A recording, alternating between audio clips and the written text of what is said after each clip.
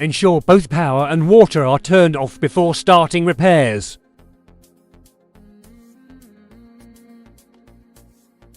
Inspect the drain hose for kinks or blockages and remove any debris or obstructions.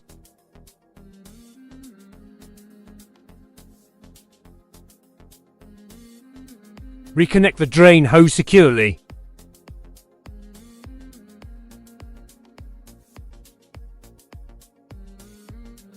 Remove the filter, rinse with warm water and gently scrub with a soft brush. Reinstall the filter and ensure it's securely in place. Run a short cycle to ensure all water drains out and the system is working properly. Once everything is working smoothly, secure the dishwasher back to the counter and you're all done.